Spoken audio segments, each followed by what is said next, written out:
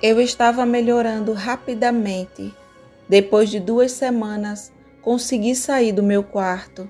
Uma das minhas primeiras obrigações após a recuperação foi apresentar Clerval aos diversos professores da universidade. Ao fazer isso, passei um momento muito ruim, inadequado para os ferimentos que minha mente sofreu. Desde aquela noite fatídica, fim do meu trabalho e início dos meus infortúnios, senti uma rejeição violenta do mero nome da filosofia natural. Mesmo quando me recuperei completamente, a simples visão de um instrumento químico reavivou meus sintomas nervosos. Henri percebeu isso e removeu todos os dispositivos. Ele mudou a aparência do meu quarto, pois observou que eu sentia nojo da sala que havia sido meu laboratório. Mas esses cuidados de Clerval não serviram de nada quando visitei meus professores. O Sr. Waldman me feriu profundamente ao elogiar com ardor e bondade os surpreendentes avanços que fiz nas ciências. Ele logo percebeu que eu não gostava do assunto, mas sem saber o real motivo, atribuiu a minha modéstia e passou do meu progresso para focar na própria ciência, com a intenção de me interessar. O que eu poderia fazer? Com seu desejo de me ajudar, ele apenas me atormentou. Foi como se ele tivesse colocado diante de mim, um por um e com muito cuidado, aqueles instrumentos que mais tarde seriam usados para me proporcionar uma morte lenta e cruel. Suas palavras me torturaram, mas não ousei expressar a dor que sentia. Clerval, cujo olhar e sensibilidade estavam sempre prontos a intuir as sensações dos outros, desviou o assunto, alegando como desculpa sua absoluta ignorância, e a conversa tomou um rumo mais geral. Agradeci de coração ao meu amigo por isso, mas não participei do assunto. Percebi claramente que ele ficou surpreso, mas nunca tentou arrancar de mim o segredo. Clerval não era um cientista vocacional. Ele tinha uma imaginação muito vívida para suportar o rigor exigido pelas ciências. Ele estava interessado em línguas e planejava adquirir os fundamentos básicos na universidade, que lhe permitiriam continuar seus estudos por conta própria quando retornasse a Genebra. Assim passou o verão e marquei meu retorno a Genebra para o final do outono. Vários incidentes me paralisaram. Chegou o inverno e com ele a neve, o que tornou as estradas inacessíveis e atrasou a minha viagem. Lamentei muito esse atraso, pois estava ardendo de desejo de voltar para minha cidade natal e para meus entes queridos. Meu atraso deveu-se a uma certa relutância de minha parte em deixar Clerval em local que ele desconhecia antes de conhecer alguém. No entanto, passamos o inverno agradavelmente e quando chegou a primavera, embora tardia, compensou o atraso com seu esplendor. Ao entrar maio, e enquanto eu esperava diariamente a carta que determinaria o dia da minha partida, Henri propôs um passeio a pé por Ingolstadt, para que eu pudesse me despedir do lugar onde havia passado tanto tempo. Na volta do passeio, encontrei a seguinte carta de meu pai. Meu caro Victor, você deve ter esperado impacientemente a carta confirmando seu retorno para casa. A princípio, fiquei tentando enviar-lhe apenas algumas linhas, informando o dia em que o esperaríamos, mas teria sido um ato de crueldade cruel, e não ousei fazê-lo. Qual não teria sido a sua surpresa, meu filho, quando, esperando uma recepção feliz e alegre, você se deparasse com choro e sofrimento? Como posso, filho, explicar-lhe nosso infortúnio? A ausência não pode ter tornado você indiferente às nossas tristezas e alegrias. E como posso causar mal a um filho ausente?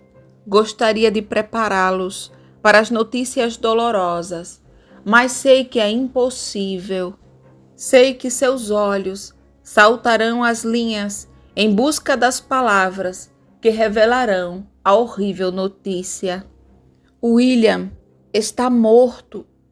Aquela doce criatura cujos sorrisos aqueceram e encheram meu coração de alegria. Aquela criatura tão amorosa e ao mesmo tempo tão alegre, Victor, foi assassinada. Não vou tentar consolar você. Vou apenas contar as circunstâncias da tragédia. O que aconteceu, meu amigo? Disse Clerval. Disse-lhe que lesse a carta, enquanto eu andava de um lado para o outro na sala, cheio de angústia. Lágrimas escorriam por meu rosto, enquanto ele lia e entendia meu infortúnio. Não posso lhe oferecer nenhum consolo, meu amigo, disse ele. Sua perda é irreparável. Que pensas fazer? Venha comigo, Henri, encomendar os cavalos.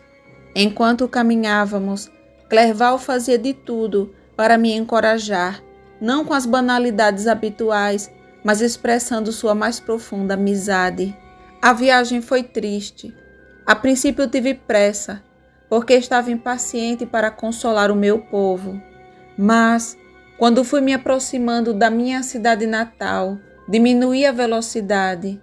Eu mal conseguia suportar o acúmulo de pensamentos que passavam pela minha mente. Assim, à medida que me aproximava de casa, o medo e a ansiedade voltaram para me assombrar. A paisagem parecia-me uma cena maligna, imensa e sombria, e senti vagamente que estava destinado a ser o mais infeliz dos humanos. Ai de mim, eu previ com precisão. Enganei-me apenas numa coisa. Todas as desgraças que imaginei e temi não atingiram nem um centésimo da angústia que o destino me reservou. Estava completamente escuro quando cheguei aos arredores de Genebra. As portas da cidade já estavam fechadas e tive que passar a noite em Secheron, uma pequena aldeia a meia légua a leste da cidade. O céu estava calmo e, como não conseguia dormir, resolvi visitar o local onde meu pobre William havia sido assassinado.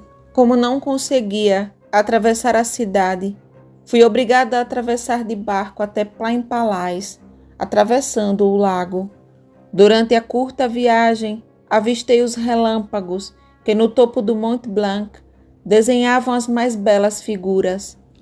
A tempestade parecia se aproximar rapidamente e, ao desembarcar, subi o morro para observar melhor seu avanço a partir dali. O céu estava coberto de nuvens e logo senti a chuva cair lentamente e as gotas grossas e dispersas viraram um dilúvio. Saí do local e continuei andando, embora a escuridão e a tempestade aumentassem a cada minuto e os trovões ressoassem ensurdecedores acima da minha cabeça. A cordilheira de Salève, as montanhas do Jura e os Alpes da Saboia repetiram o seu eco. Relâmpagos deslumbrantes iluminaram o lago, dando-lhe a aparência de uma imensa extensão de fogo. Então, depois de alguns momentos, tudo mergulhou na escuridão, enquanto a retina se recuperava do brilho. Como acontece frequentemente na Suíça, a tempestade irrompeu em vários lugares ao mesmo tempo. De repente, vi na escuridão uma figura emergindo, subrepticiamente, de um bosque próximo. O que está fazendo lá? Estremeci só de pensar nisso. O assassino do meu irmão? Assim que fiz a pergunta a mim mesmo, a resposta veio claramente. Meus dentes batiam e tive que me apoiar em uma árvore para não cair. A figura passou por mim e desapareceu na escuridão.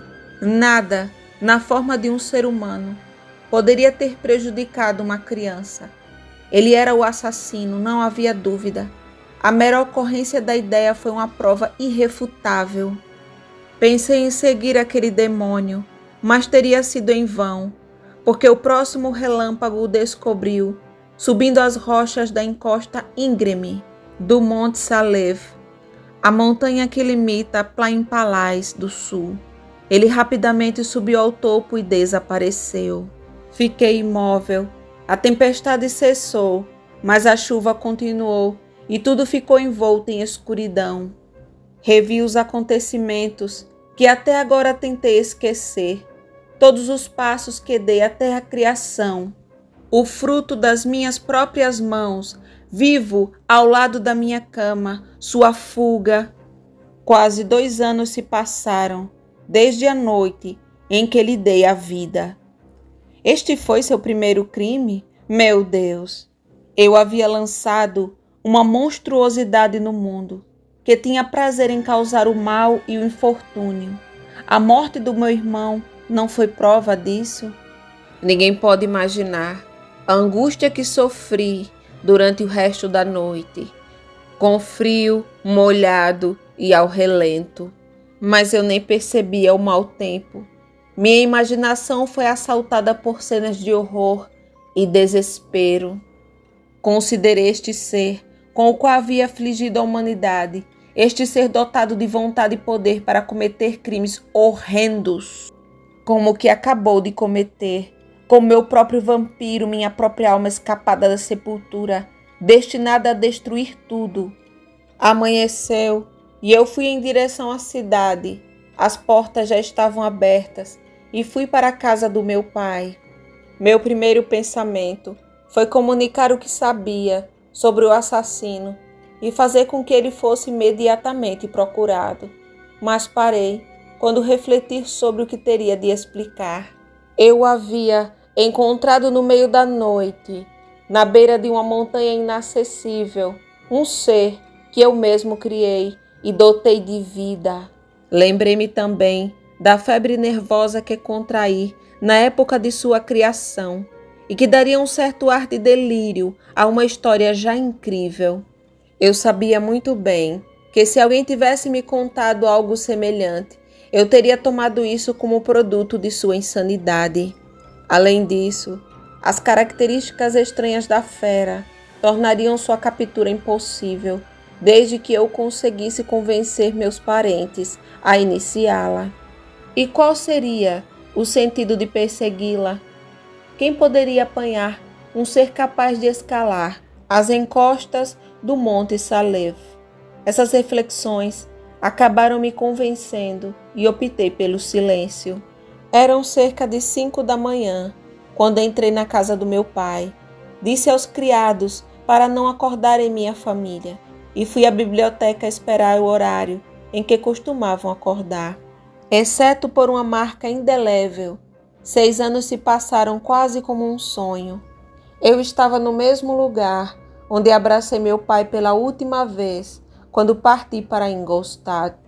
Querido e venerado pai, felizmente ele ainda estava vivo. Olhei para a pintura da minha mãe, pendurada acima da lareira. Nesse momento, Ernest entrou. Ele me ouviu chegar e veio me receber. Ele expressou uma mistura de tristeza e alegria quando me viu. Bem-vindo, querido Victor. Eu gostaria que você tivesse voltado há 3 meses. Você nos encontraria felizes e contentes.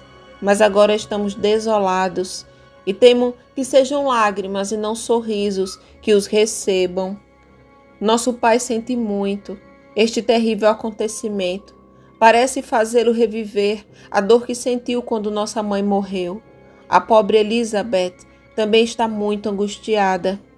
Enquanto ele falava, lágrimas escorriam por seu rosto. Elizabeth é quem mais precisa de ajuda.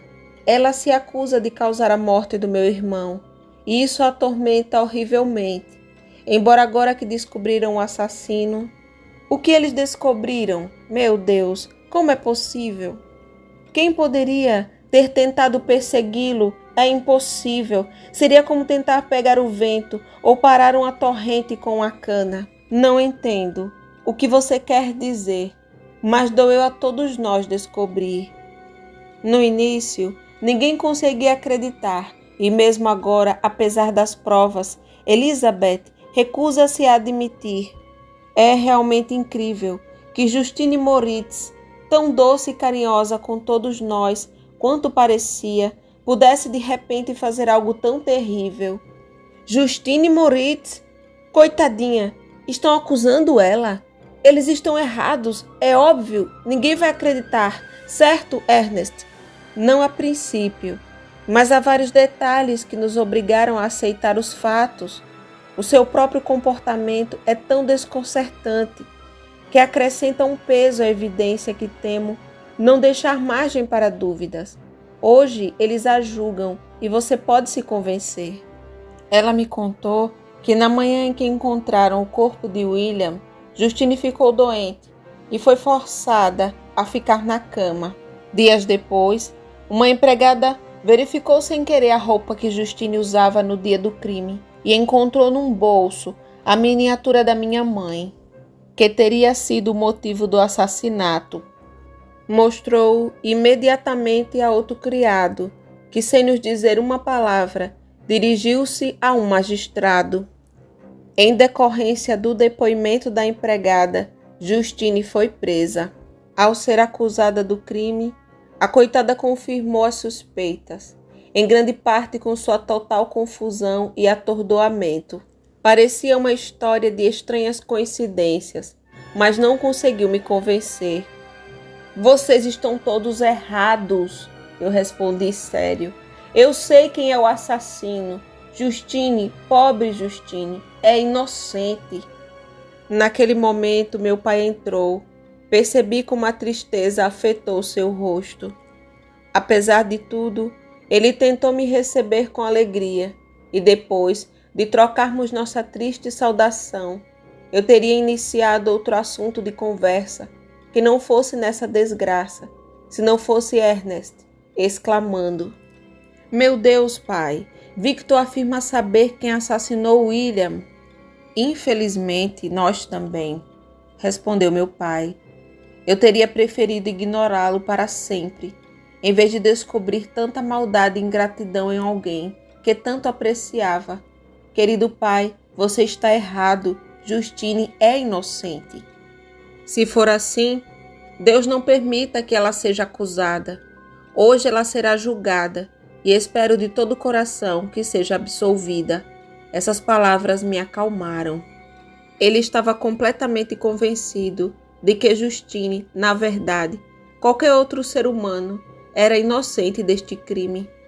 Portanto, ela não temia que pudessem ser apresentadas quaisquer provas conclusivas que fossem suficientes para condená-la. Com esta confiança acalmei-me e aguardei com interesse o julgamento, mas sem suspeitar de resultados negativos.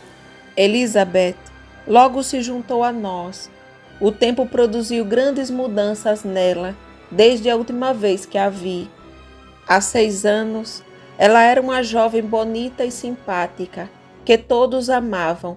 Agora, ela havia se tornado uma mulher de beleza excepcional. A testa, larga e clara, indicava grande inteligência e franqueza. Seus olhos cor de mel denotavam ternura, agora mesclada com a tristeza de sua dor recente.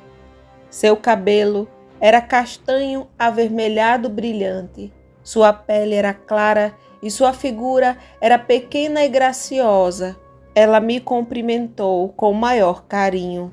Querido primo, ela disse, sua chegada me enche de esperança. Você pode encontrar uma maneira de provar a inocência da pobre Justine. Se ela for condenada, quem pode ter certeza a partir de agora? Confio na inocência dela, como confio na minha. Nosso infortúnio é duplamente doloroso. Não apenas perdemos nossa amada criança, mas agora um destino ainda pior tira Justine de nós. Nunca mais saberei o que é alegria se a condenarem. mas tenho certeza de que não será assim. E então, apesar da morte do meu pequeno William, serei novamente feliz. Ela é inocente, Elizabeth, eu respondi, e isso será provado. Não tenha medo. Deixe que o conhecimento de que ela será absolvida acalme seu espírito. Que bom que você pensa assim. Todos a consideram culpada e isso me deixou muito triste, pois sabia que era impossível. Ver todo mundo tão predisposto contra ela me deixou desesperada, disse chorando.